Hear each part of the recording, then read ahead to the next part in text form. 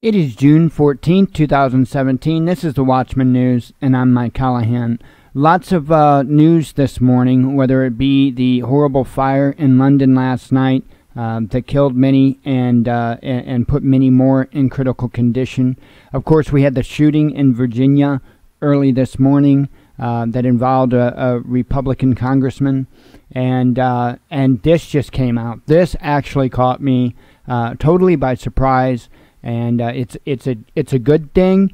Let's just hope it gets followed through on, and let's just hope that they get the right people. Because many times, like with the case with Martha Stewart, the true guilty, the ones that are really guilty, walk and they make a spectacle out of people that were somewhat involved. You know what I'm saying? So let's go ahead and get on with the report. Now, I verified this when I heard this. I verified it because it was a website that was shared on social media, and I don't know the website, so I went to Google, I put it in there, and sure enough, I've seen everything from local news covering it to the BBC covering it. So I'm pretty confident that this is a real thing. In fact, there was a news conference, the article states, that happened this morning. So I, however, chose to go with the Detroit Free Press and their article. As the headline reads, Flint water crisis, 5 officials now face manslaughter charges.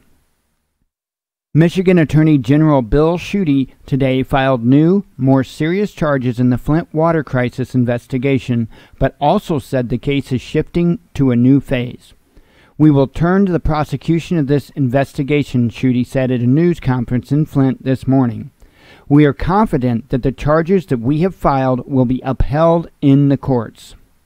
Schuette's statement came after he filed involuntary manslaughter charges against Nick Lyon, director of the Michigan Department of Health, as well as Darnell Early, Flint's former emergency manager, Howard Croft, the city's former director of public works, Leon Schechter Smith, the state's former top drinking water official, and water supervisor Stephen Bush of the Department of Environmental Quality.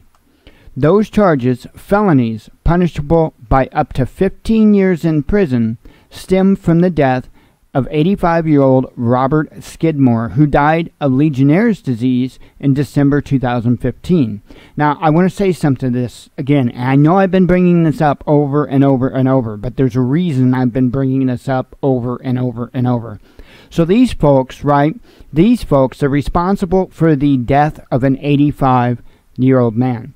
How many people are they responsible for making very, very sick? How many people in the future are going to be coming down with different diseases and illnesses as a result of this water in Flint, right? And so they're punishable by up to 15 years in prison. But we still have some men out in Nevada, and I know, and I'm not beating a horse or a dead horse into the ground here, but they can't even get out on bail.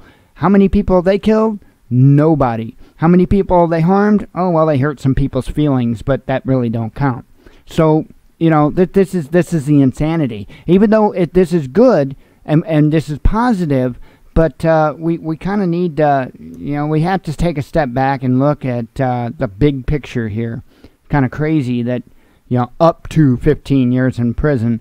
And I wouldn't doubt if they didn't get simple probation, or maybe 90 days in probation or something like that, because, well, that's just the way it goes with this government. So anyway, reading on. State officials, they said, knew about the outbreak but refused to sound a public alarm that could have saved lives. At least 12 people died from complications related to the outbreak. So that actually makes either 12 or 13, right? People that's died. Could you imagine? Could you imagine, right? Think about that for a second.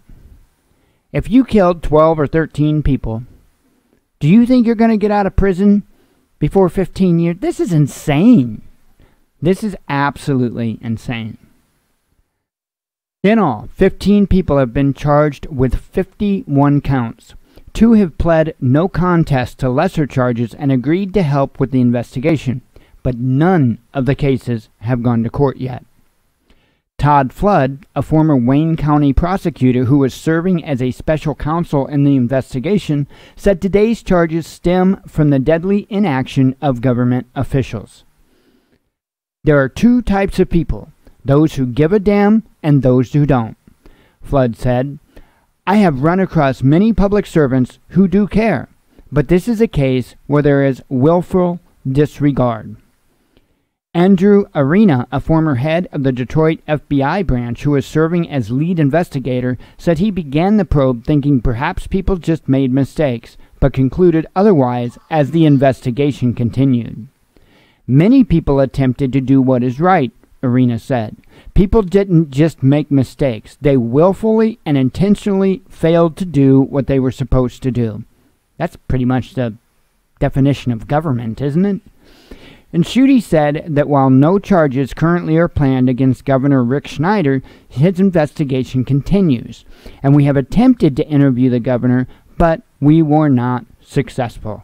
Wow, the governor, isn't that a public servant? Last I knew, a governor's a public servant. Wow, can you imagine that, a public servant that refuses to answer to the public? Really? Wow.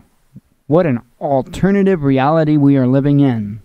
The other interesting thing is what I had said earlier.